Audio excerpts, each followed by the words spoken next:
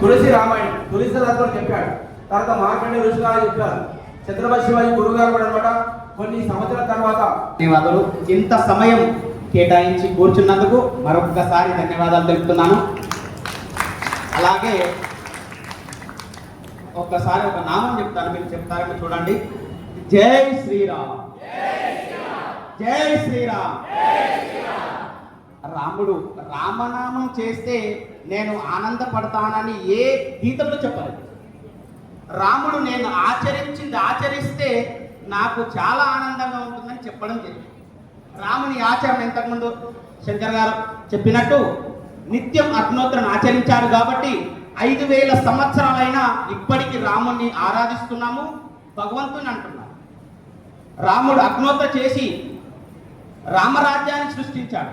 రామరాజ్యంలో ప్రజలు బాగుండే, ప్రకృతి బాగుండే, అందుకోసమే వాళ్ళకి ఎటువంటి వ్యాధులు లేవు. ఈరోజు ప్రకృతి విజృంభణ ఎలా ఉందంటే మన బాడీలో అవయవాలు ఎలా ఉన్నాయంటే దానికి ప్రతి అవయవానికి ఒక డాక్టర్ను వెతకాల్సిన సమయం వస్తుందన్నమాట. దాన్ని నిర్మూలించాలంటే ఏకైక విధానం అగ్నిహోత్రం మాత్రమే. ఈ అగ్నిహోత్రం ఎక్కడైతే చేస్తారో ఆ ఇంట్లో సుఖము, శాంతి, సమృద్ధి. ఈరోజు లేమా అనే క్వశ్చన్ వస్తే కనుక మీ ఆత్మసాక్షికి మీరే అనుకోండి, మేము ఆనందంగా ఉన్నాము. 10,000 జీతం వచ్చే వ్యక్తి నాకు 20,000 వస్తే ఆనందంగా ఉంటాను.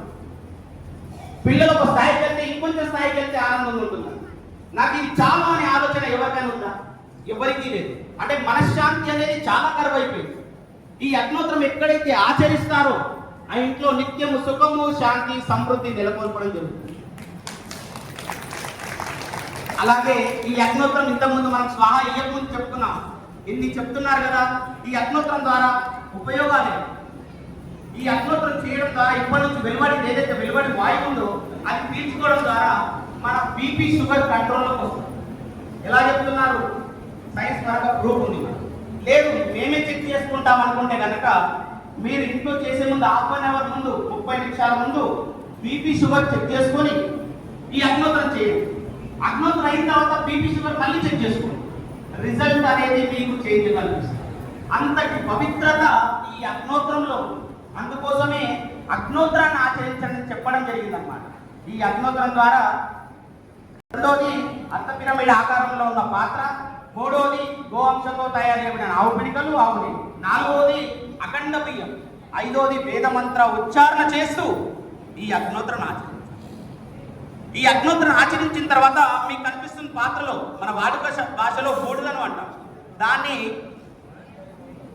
భస్వము అంటాం. ఈ భస్వాన్ని ఉదయాన్నే లేచి గోరువెచ్చని నీళ్ళలో చిటికెడు ఇలా పట్టుకొని వేసేసి మనం తాగితే మన రక్త ప్రసరణ చాలా బాగుంటుంది. ఇది నిత్యం చేయడం ద్వారా మన బాడీ అనేది చాలా చక్కగా పనిచేస్తుంది. ఈ రోజులలో అంటే ఒక 3 సంవత్సరాలు వెనక్కి వెళ్తే కనుక, 3-4 సంవత్సరాలు వెనక్కి వెళ్తే కనుక మీ అడుగు బయట పెడితే మీ ప్రాణం పోతుంది అని హెచ్చరించారు. ఎవరు హెచ్చరించారు? ఐడియా ఉందా మీకు? ఏ గవర్నమెంట్ దగ్గర హెచ్చరించలేదు, ఏ మనిషి హెచ్చరించలేదు. ఎవరు హెచ్చరించారు? ప్రకృతి హెచ్చరించింది. అంటే ప్రకృతి బాగుంటేనే ప్రజలు బాగుంటారు. ఆ ప్రకృతిని కంట్రోల్ చేసుకోవాలంటే ఓన్లీ అగ్నోత్రం మాత్రమే. ఈ అగ్నోత్రాన్ని ఆచరిస్తే మనం విశ్వాన్ని కంట్రోల్ చేయలేము. మన చుట్టూ అంటే మన 4 గోడలు ఏవైతే ఉన్నాయో దాన్ని ఆధీనంలో ఉంచుకోవచ్చు. అది ఎలా ఆధీనంలో ఉంచుకోవచ్చు? ఉదయాన్నే లేచి అగ్నోత్రాన్ని ఆచరించి మళ్ళీ ఆ పాత్రను తీసుకెళ్ళి దేవుడి దగ్గర పెట్టి, సాయంత్రాన్ని మళ్ళీ అగ్నోత్రాన్ని ఆ పాత్రను తీసుకెళ్ళి దేవుడి దగ్గర పెట్టి నిత్యం మన ఇంట్లో ఒక వైఫై అంటే తెలిసి రోజుల్లో నెట్ సిగ్నల్ వైఫై ఎంత ఎలా ఉంటుందో అంత మనకు ఒక సైకిల్ ఏర్పడి ఎటువంటి నెగిటివ్ ఎనర్జీ రానియకుండా, అంటే మీరు ఎలా చెప్తారు? మీరు అనిపిస్తున్నారు లేదు వినిపించింది. ఎలా 1984లో లారీ తీసుకొని 3,000 చిల్లర మంది చనిపోయారు. 8 లక్షల చిల్లర మంది దాని సైడ్ ఎఫెక్ట్ బట్టి అనుభవిస్తున్నారు. కానీ 1984లో ఈ రోజుల్లో మీడియా ఉంది, అప్పట్లో మీడియా లేదు. 1984లో మీరు గూగుల్లో సెర్చ్ చేయండి, ఫోటోతో సహా వేశారు. 2 కుటుంబాలకు ఎటువంటి హాని జరగలేదని చెప్పి ఫోటోతో సహా వేశారు. ఆ ఫోటో మీరు గూగుల్లో చూడండి. ఆ ఇంట్లో నిత్యము అగ్నోత్రం ఆచరించారు. ఇందాక నేను చెప్పినట్టు ఉదయాన్నే చేసి సాయంత్రం వరకు, సాయంత్రాన్ని చేసి ఉదయం వరకు దాని నుంచి వెలువడే వాయు ఒక పొరలాగా ఏర్పడి ఇక్కడ ఈ రోజులో అందరూ చదువుకున్న వాళ్ళు వార్తలు వింటున్నాం. ఓజోన్ లేయర్ మనం కొంచెం పైకి వెళ్తే ఓజోన్ లేయర్ ఉంటుంది. డైరెక్ట్ సూర్య కిరణాలు మన మీద పడకుండా ఒక లేయర్ ఏర్పడుతుంది. సూర్య కిరణాలు పడితే మన చర్మం కాలిపోతుంది అన్నమాట, పాడైపోతుంది. ఆ లేయర్ అనేది ఈ కాలుష్యం వల్ల పాడైపోయింది. అంటే దాని థిక్నెస్ తగ్గిపోయింది. దాని థిక్నెస్ మనం పెంచలేదు. కానీ మనం కాపాడుకోవడానికి ఒక ఆయుధం ఉంది. అది ఏంటో మీరే చెప్పండి. అది అగ్నిహోత్రం. ఈ అగ్నిహోత్రం ఎక్కడే చేస్తారో మనము మన పిల్లలు మనం ఎదుటి వాళ్ళని కాపాడలేము. మనం కాపాడుకునే అవకాశం ఉందా అంటే ఈ అగ్నిహోత్రం. ఈ అగ్నిహోత్రం ఆచరిస్తే మీరు ఈ రోజులలో నీళ్ళు అందరూ తాగుతారు. నీళ్ళకి ఆప్షన్ వేరేదేమైనా ఉందా? నీళ్ళకి ఆప్షన్ వేరే లేదు కదా. మరి ఈరోజు మీరు నీళ్ళు తాగుతున్నాం, మంచి నీళ్ళ అంటే తాగుతున్నాం. ఇట్లా గ్లాస్ ఎత్తి చూస్తే అందులో ఎటువంటి ట్రాన్స్పరెన్సీ కనిపించాలి, ఎటువంటి రెస్ట్ కనిపించదు. కానీ మనకి ఎటువంటి శక్తి ఉండదు. ఈ రోజులలో నీళ్లు తాగేది దాహాన్ని తప్ప దేహానికి ఉపయోగమే లేదు. అంటే నీళ్ళు తాగితే అనుకునేట్టుకుంది. దానివల్ల మనకు ఎటువంటి ఉపయోగం ఉందా? కరోనా టైంలో అదే చెప్పారు. ఏమని చెప్పారు? మీ లోపల ఉన్న ఇమ్యూనిటీ పవర్ పెంచమని. ఇమ్యూనిటీ పవర్ మనము రమ్మనంగా వచ్చేస్తుందా? తరతరాల నుంచి మనం తీసుకోవాల్సి వస్తుంది. అంటే ఏళ్ళ నుంచి నెలల నుంచి మనం తింటున్న ఆహారం పీల్చుకునే కానీ తాగే వాటర్ ద్వారా వస్తుంది. ఈ వాటర్ ఏదైతే ఉందో దాంట్లో ఒక స్కేల్ ఉంటుంది. అంటే వరల్డ్ వైడ్గా ఒక స్కేల్ అనేది ఉంటుంది. 1 నుంచి 14 వరకు pH స్కేల్ అంటారు. 1 నుంచి 14 వరకు ఏదైతే స్కేల్ ఉందో 1 నుంచి 7 వరకు ఎసిడిక్ లెవెల్ అంటారు. ఈ ఎసిడిక్ లెవెల్ ఏంటంటే ఆ వాటరు మనం స్నానం చేసుకోవడానికి, పూల మొక్కలు వేయడానికి, అలాగే ఇల్లు కడుక్కోవడానికి, బట్టలు ఉతుక్కోవడానికి. 7 అనేది న్యూట్రల్, అది గవర్నమెంట్ సప్లై చేస్తుంది, అదే మున్సిపల్ వాటర్. 7 నుంచి 14 వరకు ఆల్కలైన్ వాటర్ అంటారు. ఈ వాటర్ ఏదైతే ఉందో మనకు తాగడానికి మాత్రమే పనికొస్తుంది. ఈరోజు మన దురదృష్టం ఏంటంటే మనం ఎన్నో డివైజులు ఫిల్టర్లు కొనుక్కొని ఇంట్లో పెట్టుకుంటున్నాం. ఆ ఫిల్టర్ నుంచి వాటర్ వచ్చేది డబ్బా వాటర్ అయినా ఏదైనా చూడండి 4 నుంచి 6 వరకు ఉంటుంది. నేనేం చెప్పాను? 1 నుంచి 7 వరకు ఎసిడిక్ లెవెల్, అంటే మనకు అండాన్ని పెంచడానికి, స్నానం చేయడానికి మాత్రమే పనికొస్తుంది.